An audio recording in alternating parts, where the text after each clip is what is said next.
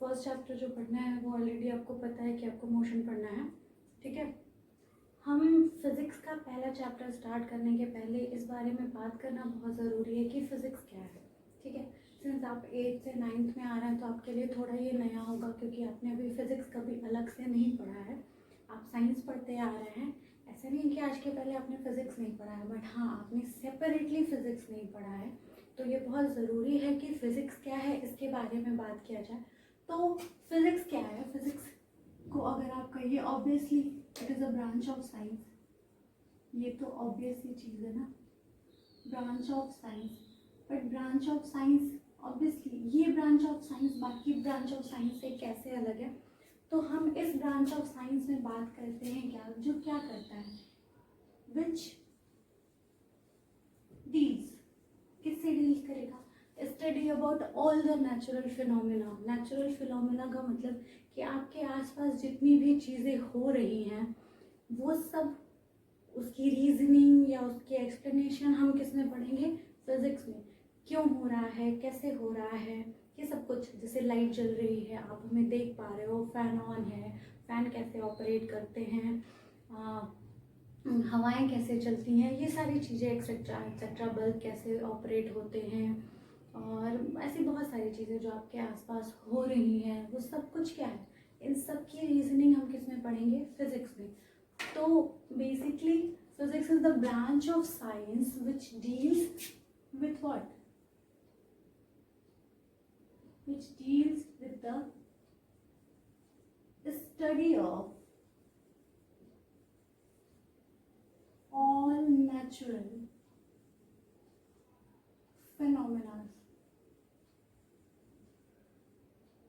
अब एक चीज़ और जानना यहाँ ज़रूरी है, आप नेचुरल फिनोमिना का मतलब ये ना समझें कि अर्थक्वेक या फिर फ्लड एंड ऑल, वो नेचुरल कैलेमिटीज़ हैं।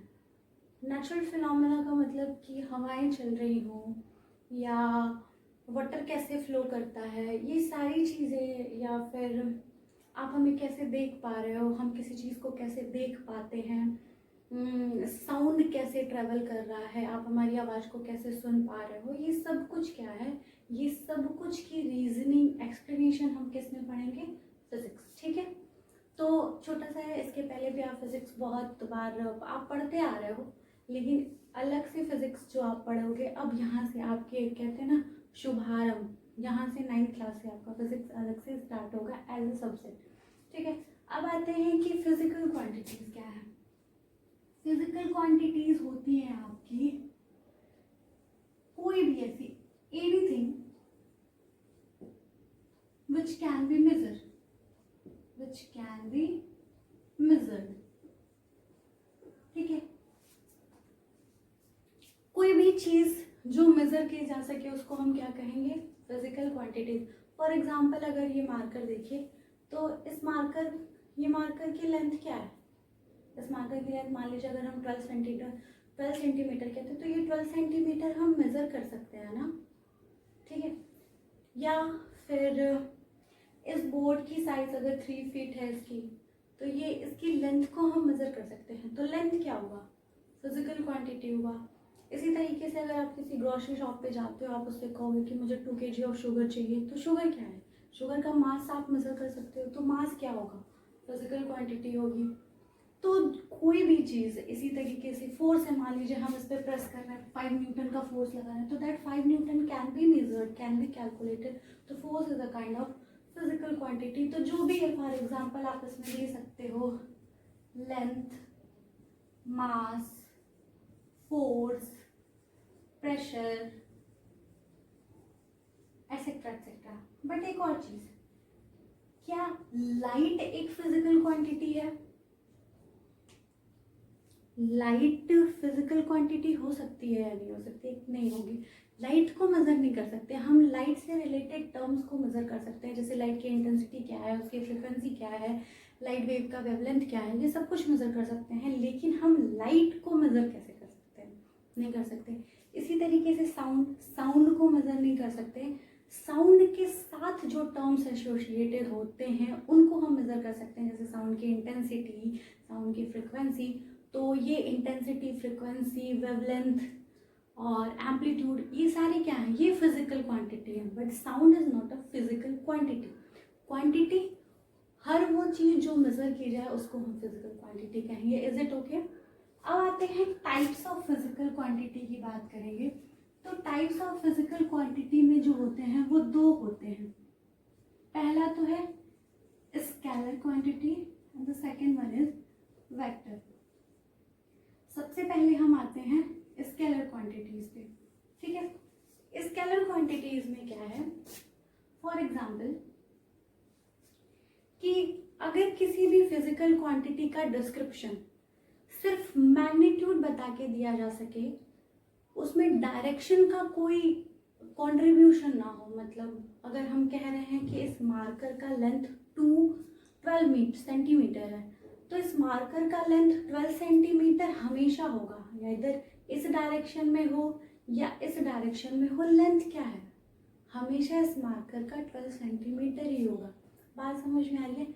मतलब कि अगर हमको लेंथ का डिस्क्रिप्शन देना है तो क्या होगा, हमको डायरेक्शन मेंशन करने की ज़रूरत नहीं है। तो ऐसी कोई भी फिजिकल क्वांटिटी जिसको डिस्क्राइब किया जाता है only on the basis of the magnitude, उसको हम बोलते हैं स्केलर, ठीक है। वेक्टर के लिए क्या होता है, वेक्टर के लिए का डिस्क्रिप्शन जो है वो magnitude as well as direction, ठीक है। मतलब इसको फुल्ली डिस्क्राइब करने के लिए हमको इसके मैग्नीट्यूड को भी बताना पड़ेगा और इसके डायरेक्शन को भी। अब आप हमसे पूछ सकते हैं मैम कि क्या मैग्नीट्यूड है, क्या डायरेक्शन है। मैग्नीट्यूड का मतलब आप सिंपल समझिए कि अगर मैंने इसको कहा कि इसका लेंथ जो है वो 12 सेंटीमीटर है, तो दैट 12 इज व्हाट, जो न्यूमेरल वैल्यू होती है उसको हम मतलब इसका वैल्यू क्या है, ठीक है। और डायरेक्शन तो आपको समझ में आता है। अब आप यहाँ से यहाँ का डिफरेंस समझिए, ठीक है। अगर मान लीजिए कि देयर इज अ डोर, ठीक है, कैसे डायरेक्शन इंपॉर्टेंट रोल प्ले करता है किसी वेक्टर क्वांटिटीज में। मान लीजिए कोई भी एक डोर है, हमको किसी ने बता दिया कि इसको ओपन करने के लिए अगर हम इस पर 5 न्यूटन का फोर्स लगाएं तो ये डोर ओपन हो जाएगा, ठीक है। अब इस पर हम 5 न्यूटन का फोर्स लगा रहे हैं, हम इसको अपनी तरफ पुल किए जा रहे हैं, किए जा रहे हैं, किए जा रहे हैं, किए जा रहे हैं, ठीक है, बट वो नहीं ओपन हुआ। कोई और आया, उसने 5 न्यूटन का पुश फोर्स लगाया, ठीक है, और ये डोर ओपन हो गया। तो क्या है, 5 न्यूटन का फोर्स हम भी लगा रहे थे, 5 न्यूटन का फोर्स किसी और ने भी लगाया, बट जब हम लगा रहे थे तो डोर ओपन नहीं हुआ। क्यों? क्योंकि वी आर नॉट नोइंग कि हमको फोर्स किस डायरेक्शन में लगाना है, ठीक है। तो फोर्स में क्या है, फोर्स अगर किसी ने बोला होता कि 4 न्यूटन इन द पुश और पुल, और आप कह सकते हो बैकवर्ड या फॉरवर्ड, मतलब डायरेक्शन मेंशन होता है कि इस डायरेक्शन में आपको फोर्स लगाना है, तो हम क्या करते हैं, इस डोर को ओपन। मतलब अगर आपको फोर्स का डिस्क्रिप्शन देना है तो फोर्स क्या होगा, उसके लिए डायरेक्शन भी ज़रूरी है। मतलब फोर्स क्या हो गया, फोर्स एक वेक्टर क्वांटिटी हो गया। समझ में आ रही है बात? अब हम आते हैं कि अब आइए कि यूनिट एंड सिंबल्स की बात करते हैं। Unit and symbols, basically unit और सिंबल्स का क्या मतलब, अगर मान लो कि हम क्या कहेंगे, स्टैंडर्डाइज करना किसी वैल्यू को, तो उसके लिए हमको किसी चीज़ की ज़रूरत होगी, यूनिट। मान लो हमने कहा कि इस मार्कर का लेंथ 12 है, 12 मीटर, 12 सेंटीमीटर, 12 फीट, आपको नहीं पता, तो एक स्पेसिफिकेशन या स्टैंडर्डाइज करने की ज़रूरत थी, जिसके लिए हमने क्या कहा कि इसका जो लेंथ है वो 12 सेंटीमीटर है। इसी तरीके से फॉर एग्जांपल अगर हम ये कह दें कि मान लीजिए आपने शॉप से कुछ परचेज किया, आप जा रहे हो, तो आपने कहा कि हमको 2 शुगर चाहिए, तो 2 शुगर का क्या मतलब, ऑब्वियसली 2 kg ऑफ शुगर या 2 grams of sugar, 2 milligrams of, तो यूनिट बहुत इंपॉर्टेंट रोल प्ले करता है, ठीक है। इसके अलावा ये भी देखा गया कि अलग अलग जगहों पे अलग अलग सिस्टम्स थे किसी चीज़ को मेज़र करने के लिए। कहीं लेंथ जो है वो सेंटीमीटर में मेज़र हो रहा था, कहीं फुट में मेज़र हो रहा था, कहीं पे मीटर में मेज़र हो रहा था। तो बेसिकली आपके पास देखो 3 सिस्टम्स होते हैं। एक तो होता है आपका MKS, दूसरा होता है FPS, और तीसरा होता है CGS, ठीक है। MKS का मतलब होता है मास, जो आपका लेंथ है वो मीटर में हो, मास जो है वो आपका किलोग्राम में हो, टाइम सेकेंड में हो। ये सिस्टम में क्या होता है कि इसमें लेंथ फुट में हो, मास पाउंड में हो और टाइम सेकेंड में हो। सीजीएस सिस्टम में क्या होता है, लेंथ सेंटीमीटर में होता है, मास ग्राम में होता है और टाइम सेकेंड में होता है। तो अलग अलग जगहों पे अलग अलग सिस्टम ऑफ यूनिट यूज किए जा रहे थे। तो इसको स्टैंडर्डाइज करने के लिए क्या किया गया, एक कॉमन जिसको हम एसआई सिस्टम कहते हैं, इंटरनेशनल सिस्टम ऑफ यूनिट, ये अडॉप्ट किया गया कि भाई अगर इसका 12 सेंटीमीटर है तो ये कहीं भी और 12 सेंटीमीटर ही होगा। स्टैंडर्डाइज करने के लिए हमें जो एसआई सिस्टम मिला, एसआई सिस्टम में होता क्या, लेंथ को हम मीटर में, मास को मास को किलोग्राम में और टाइम को सेकेंड में मेजर करते हैं। तो बेसिकली आप कह सकते हैं कि एमकेएस सिस्टम को ही एसआई सिस्टम के फॉर्म में अडॉप्ट कर लिया गया। ठीक है, ये बहुत ज़रूरी है। जब आप न्यूमेरिकल सॉल्व करेंगे तो बच्चे बहुत मिस्टेक्स करते हैं कि पता लेंथ सेंटीमीटर में है, मास किलोग्राम में है, तो आपने सॉल्व कर लिया, कुछ भी चेंज नहीं किया। तो इसको बहुत ध्यान में रखना है कि जितनी भी फिजिकल क्वांटिटी दी हो वो एसआई सिस्टम ऑफ यूनिट में हो। ठीक है, अब आते हैं सिंबल। जितनी भी फिजिकल क्वांटिटीज आप पढ़ेंगे उसका एक सिंबल होगा। जैसे फॉर एग्जांपल फोर्स का सिंबल होता है एफ, प्रेशर का सिंबल होता है पी, लेंथ के लिए हम एल लगाएंगे। ठीक है, ऐसे ऐसे बहुत तो उनको रिप्रेजेंट करने के लिए हम किसी एक लेटर का यूज करेंगे। तो ये था यूनिट एंड सिंबल। तो अभी जो आपका चैप्टर जब स्टार्ट होगा तो आप पढ़ेंगे क्या, आप जो भी टॉपिक पढ़ेंगे उससे रिलेटेड फिजिकल क्वांटिटीज पढ़ेंगे। वो किस टाइप की फिजिकल क्वांटिटी है, वेक्टर है, स्केलर है, या और फिर उसके यूनिट और सिंबल पढ़ेंगे और भी डिस्क्रिप्शन। तो ये पूरा आपका फॉर्मेट है, ये स्टार्टिंग आपको समझ में आना चाहिए। ठीक है, तो आई होप कि इतनी सारी चीज़ें आपको समझ में आई होंगी। अगर इसके आगे बढ़, ठीक है, so if you want to describe what is motion, so then you simply you can say that changing of position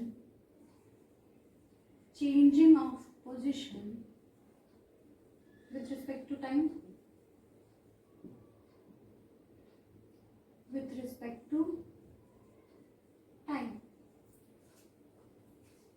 it means कि an object is said to be in motion if its change its position with respect to time or with passes of time, then we will say कि that object is in motion. Now there is another thing कि हम ये changing of position describe कैसे करेंगे या find out कैसे करेंगे कि actually ऑब्जेक्ट के पोजीशन में या किसी बॉडी के पोजीशन में चेंज हुआ। तो ये चेंजेस हम फाइंड आउट करते हैं किसके रेस्पेक्ट में, ऑब्वियसली किसी भी पॉइंट के रेस्पेक्ट में फाइंड आउट करेंगे। और ऐसे किसी भी पॉइंट को हम बोलते हैं रेफरेंस पॉइंट। क्या बोलेंगे, रेफरेंस पॉइंट।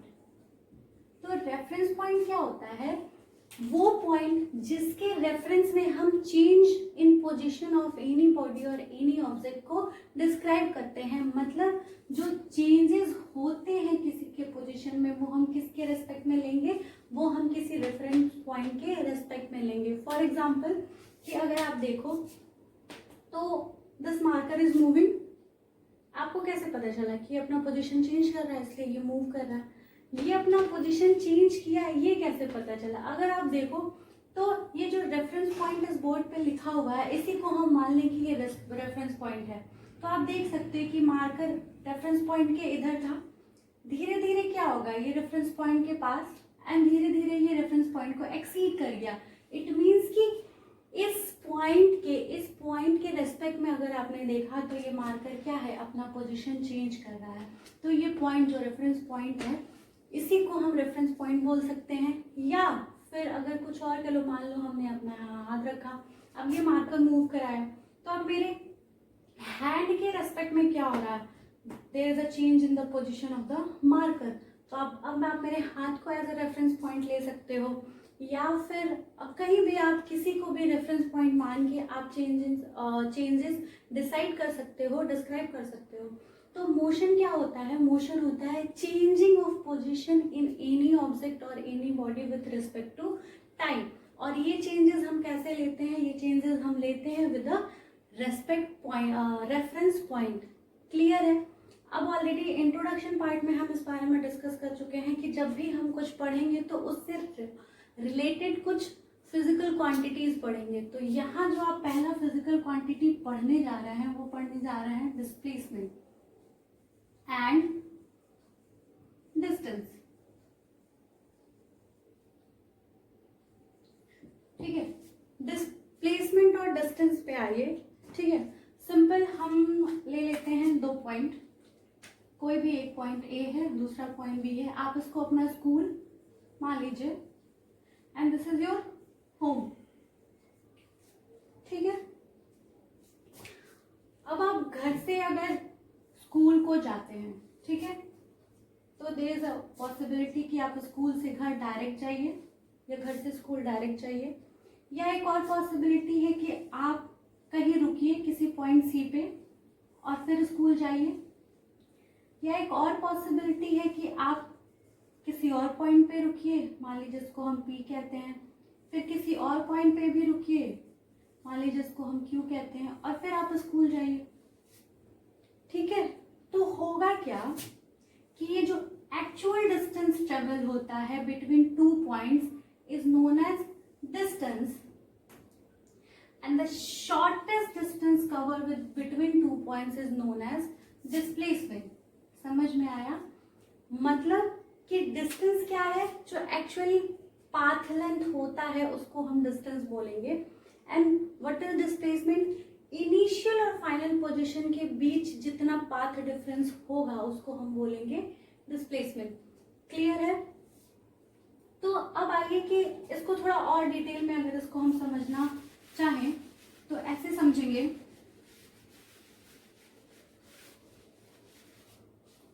ठीक है, फॉर एग्जाम्पल मान लीजिए कि आप किसी पॉइंट ए से बी तक गए और आपने 5 मीटर का डिस्टेंस कवर किया। बी टू सी आपने 2 मीटर का डिस्टेंस कवर किया और यहां से फिर आपने एक टर्न ले लिया किसी पॉइंट क्यू को।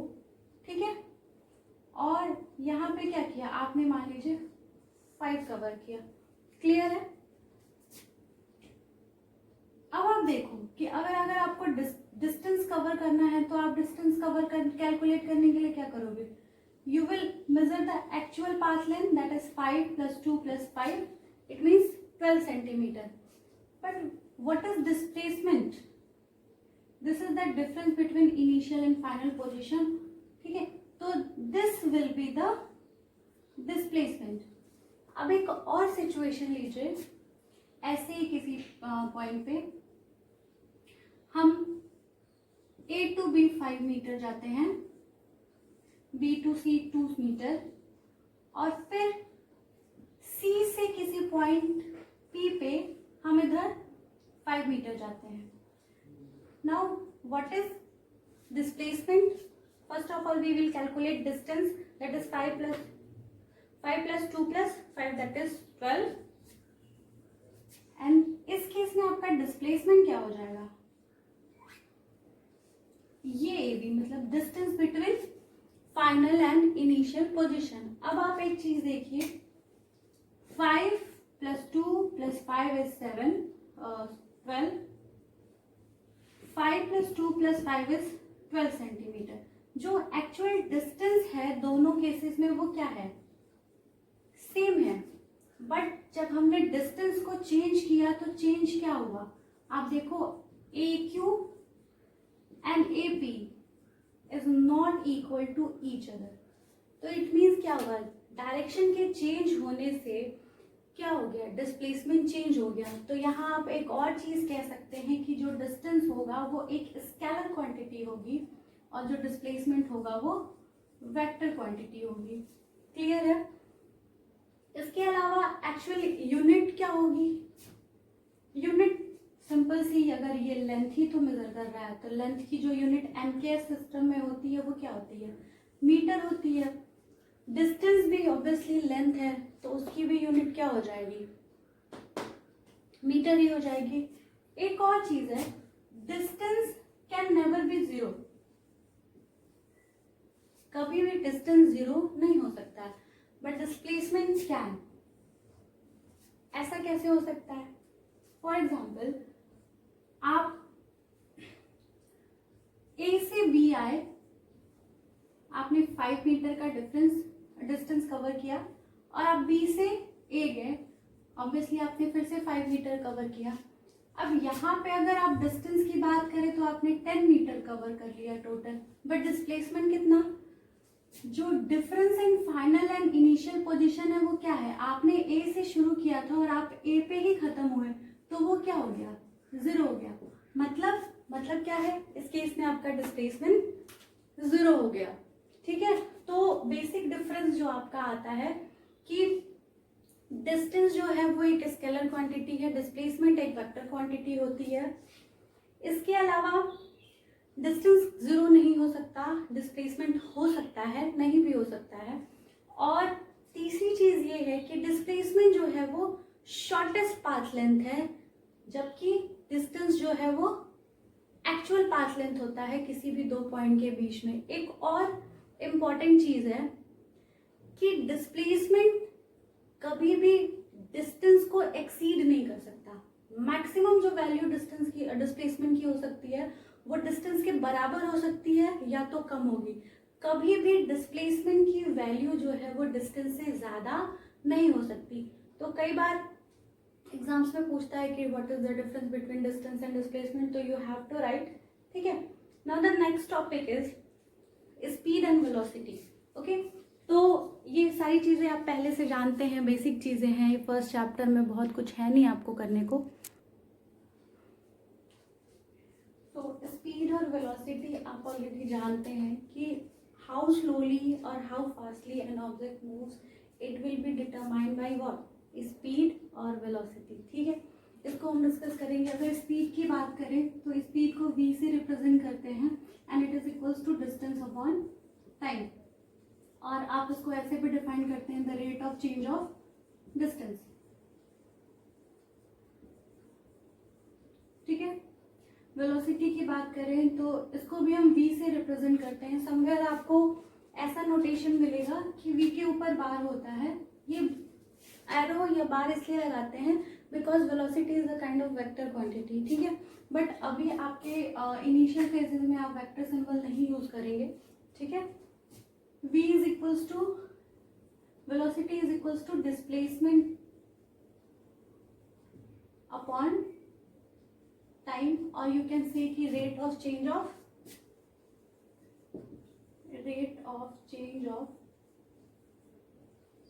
डिस्प्लेसमेंट। ठीक है, अगर यूनिट की बात करें तो यूनिट क्या हो जाएगा?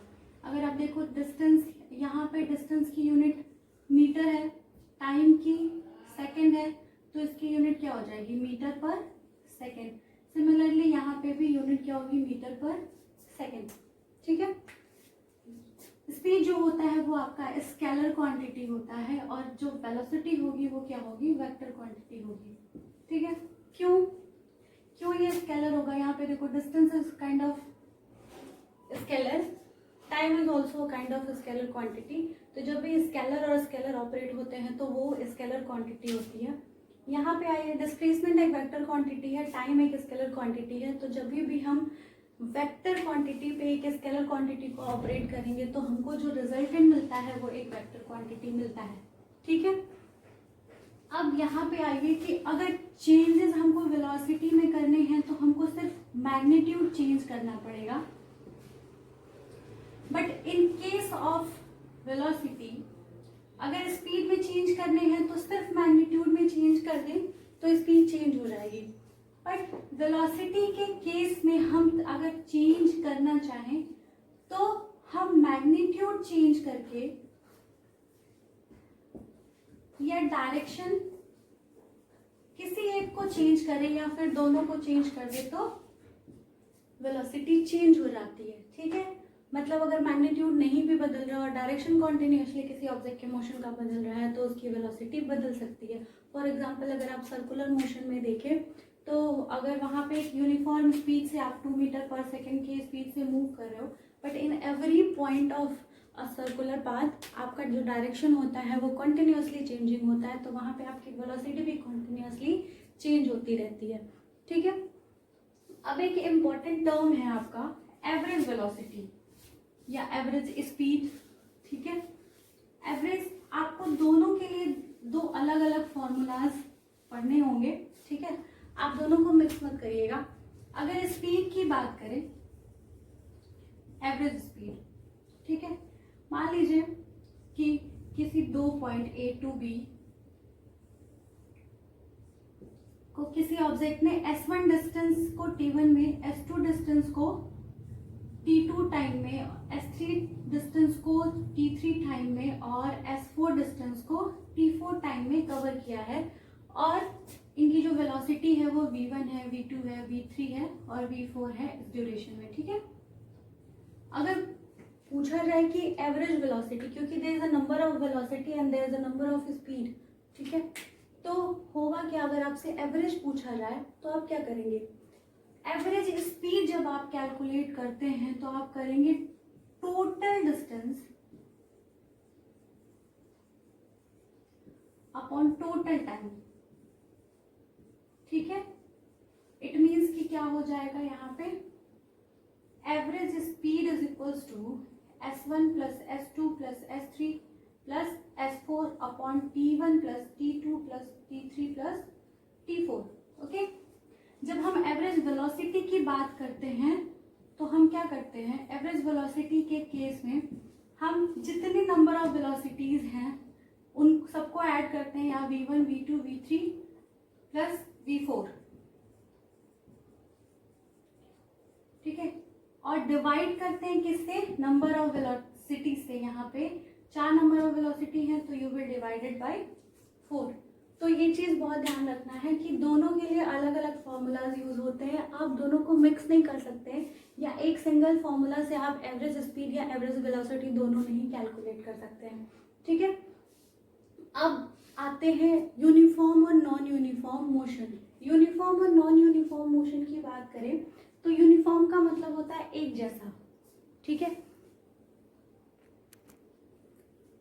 यूनिफॉर्म मोशन के केस में क्या होगा, यूनिफॉर्म अगर change in position, equal change in position occurs in a equal time interval, तो this kind of motion will be known as what, uniform motion। For example कि अगर किसी ऑब्जेक्ट ने 2 मीटर का डिस्टेंस जो कवर किया है वो किया है आपका 2 सेकेंड में, ठीक है। फिर उसने 2 मीटर 4 मीटर कर लिया 4 सेकेंड में, 4 मिनट मान लीजिए भाई, अगर 2 सेकेंड में नहीं कवर कर सकता है तो 6 मीटर कवर कर लिया इसने 6 मिनट में, ओके। अब अगर आप देखो तो क्या है, 2 से 4 मीटर के बीच उसने 2 मीटर कवर किया, और जो टाइम इंटरवल था वो क्या है, 2 मिनट का था। इसी तरीके से 4 to 6 भी उसने 2 मीटर कवर किया, और जो टाइम इंटरवल था वो क्या था, 2 मिनट था। मतलब equal distance covered in equal interval of time, तो this kind of motion is known as uniform motion, ठीक है। इसके बाद में अभी हम ग्राफ भी पढ़ेंगे, इससे रिलेटेड ग्राफ, तो वो ज़्यादा क्लियर होगा। चेंज नॉन यूनिफॉर्म के मोशन के केस में क्या होगा, यहाँ कुछ भी एक जैसा नहीं होगा। मतलब अगर equal time change in position ले रहे हैं तो क्या हो जाएगा, वो अनइक्वल टाइम इंटरवल में होगा, या अगर आप इक्वल टाइम इंटरवल ले रहे हैं तो वो क्या होगा, अनइक्वल चेंज इन पोजीशन होगा, या तो फिर unequal change in position will occur in the unequal change in time, ठीक है। मतलब या तो दोनों में से कोई एक अनइक्वल होगा या फिर दोनों अनइक्वल होंगे, तो इस केस में जो मोशन होगा वो आपका होगा नॉन यूनिफॉर्म मोशन, ठीक है। एक और चीज़ है, यहीं से आपका आता है यूनिफॉर्म वेलोसिटी या स्पीड और नॉन यूनिफॉर्म वेलोसिटी और स्पीड।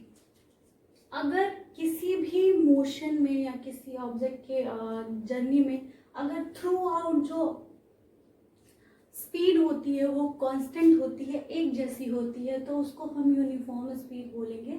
या आप कह सकते हो कि in every interval of time, in every equal interval of time, the change in position of any object is equal, then the speed of object will be uniform speed or uniform velocity.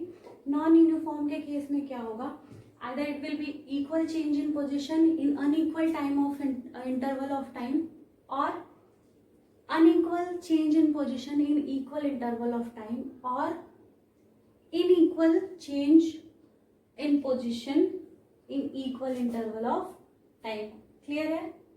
तो non uniform के case में या तो दोनों में से कोई एक इनइक्वल होगा या तो फिर दोनों इनइक्वल होंगे, बट यूनिफॉर्म मोशन के केस में दोनों ही इक्वल होंगे. मतलब in every equal interval of time the change in position और distance cover, displacement cover will be equal. Okay, now the next topic is acceleration. ठीक है, एक्सेलरेशन क्या होता है? एक्सेलरेशन की बात करें तो एक्सेलरेशन हमारा डिफाइन करता है, वो एक्सेलरेशन डिफाइन करेगा क्या? The rate of change of velocity, the rate of change of velocity या स्पीड. ओके, फॉर एग्जाम्पल अगर आप मान लो कि किसी भी ऑब्जेक्ट की इनिशियल वेलोसिटी u हो, फाइनल वेलोसिटी v हो, इस चैप्टर में हम हर जगह इनिशियल वेलोसिटी को क्या रिप्रेजेंट करेंगे? u से रिप्रेजेंट करेंगे और फाइनल वेलोसिटी को v से रिप्रेजेंट करेंगे. मान लीजिए ये चेंज इन टाइम जो हुआ, चेंज इन वेलोसिटी वो t टाइम में हुआ, तो अगर एक्सेलरेशन है, एक्सेलरेशन को हम यहाँ स्मॉल a लेटर से रिप्रेजेंट करेंगे, it will be equal to final velocity minus initial velocity, या अगर स्पीड है तो सिर्फ स्पीड अपॉन टाइम टेकन, या आप उसको कह सकते हैं v minus u upon t is equals to a. ठीक है, the rate of change of velocity और speed is known as acceleration. ठीक है, आप a is equals to change in velocity upon time लिख सकते हैं, चेंज इन वेलोसिटी और स्पीड अपॉन टाइम, और चेंज का मतलब है कि फाइनल माइनस इनिशियल. ठीक है, अब यहाँ पे भी आपको दो टर्म आते हैं, एक तो आता है कि यूनिफॉर्म हो, या फिर दूसरा आपको आएगा कि नॉन यूनिफॉर्म एक्सेलरेशन हो. यूनिफॉर्म एक्सेलरेशन के केस में क्या होगा कि बॉडी एक स्ट्रेट लाइन में एक कांस्टेंट स्पीड से चलती जाएगी, तो इस केस में जो एक्सेलरेशन होगा that will be uniform. Non uniform के केस में आपका क्या होगा? नॉन यूनिफॉर्म ऑब्वियसली एक जैसा नहीं रहेगा, तो वेलोसिटी जो इंक्रीज होगा या चेंज होगा वो बाय अनइक्वल अमाउंट होगा. ठीक है, मतलब इक्वल चेंजेस नहीं होंगे, तो ऐसे एक्सेलरेशन को हम बोलेंगे नॉन यूनिफॉर्म एक्सेलरेशन. एक और चीज इंपॉर्टेंट है, ठीक है, एक्सेलरेशन जो है that is a kind of vector quantity. अब ये वेक्टर क्यों होता है वो भी देख लीजिए. मान लीजिए कि इनिशियली किसी व्हीकल की वेलोसिटी 5 मीटर पर सेकेंड हो, and in 5 minute the velocity becomes 10 meter per second. ठीक है, वेरी मच इजी. आप इसको कन्वर्ट करेंगे मिनट को सेकेंड में, 5 into 60, and a will be what? Acceleration यहाँ से क्या हो जाएगा? Final that is 10, initial that is what? 5, और उसके बाद आप टाइम को टाइम से डिवाइड कर देंगे, यहाँ एक्सेलरेशन मिल जाएगा. अगर एक दूसरे केस में हम रिवर्स कर दें कि initial velocity 10 meter per second हो, ऑब्वियसली आप ब्रेक अप्लाई करेंगे तो वेलोसिटी डिक्रीज भी तो हो सकती है, तो it will B 5 meter per second. Now अगर आप एक्सेलरेशन कैलकुलेट करोगे तो it will be what? Final velocity will be 5 and initial velocity will be 10 divided by obviously 5 into 10. ठीक है, आप देखो तो यहाँ पे जो वैल्यू आएगी वो क्या आएगी? नेगेटिव आएगी. ठीक है, यहाँ पे जो वैल्यू आएगी वो पॉजिटिव आएगी. तो अगर एक्सेलरेशन नेगेटिव हो तो इसको हम बोलते हैं रिटार्डेशन. क्या बोलते हैं? रिटार्डेशन. ठीक है, नेगेटिव एक्सेलरेशन को हम बोलते हैं रिटार्डेशन या फिर डी एक्सेलरेशन. क्लियर है? इट मीन्स कि अगर ऑब्वियसली एक्सेलरेशन डिटरमाइन करता है चेंज इन वेलोसिटी या स्पीड, तो वो चेंज इंक्रीज भी हो सकता है, डिक्रीज भी हो सकता है। तो अगर टाइम के साथ किसी ऑब्जेक्ट की, किसी बॉडी की, किसी व्हीकल की वेलोसिटी डिक्रीज हो रही है तो उस केस में जो एक्सेलरेशन होगा that will be negative. And अगर टाइम के साथ वेलोसिटी इंक्रीज हो रही है तो acceleration will be positive. Negative acceleration को हम बोलेंगे रिटार्डेशन या डी एक्सेलरेशन भी बोलते हैं, बट जो ज़्यादा कॉमन आपको मिलता है वो रिटार्डेशन ही मिलता है। ठीक है, आई होप कि इतनी सारी चीज़ें क्लियर हो गई होंगी आपकी। अब जो इम्पोर्टेंट चीज़ है कि आप एक बार फिर से इसको समराइज करके देख लो। एक और चीज़ यहाँ पे देख लो कि अगर यूनिफॉर्म मोशन होगा तो क्या होगा। यूनिफॉर्म मोशन के केस में क्या हो सकता है, यूनिफॉर्म मोशन के केस में इक्वल इंटरवल ऑफ टाइम में क्या करेगा, object equal amount of distance cover करेगा। मतलब कि जो एग्जांपल हमने पहले दिया था कि 2 मीटर कवर किया उसने 2 मिनट में, फिर उसने उसके बाद से 4 मीटर कवर किया उसने 4 मिनट में, तो क्या हुआ, यहाँ से यहाँ 2 मीटर, यहाँ से यहाँ जो टाइम में चेंज हुआ वो 2 मिनट, फिर 6। अगर आप देखो तो अगर आप बात करो यहाँ पे स्पीड की, तो स्पीड इज इक्वल्स टू क्या है, डिस्टेंस अपॉन टाइम या डिस्प्लेसमेंट अपॉन टाइम कर लो।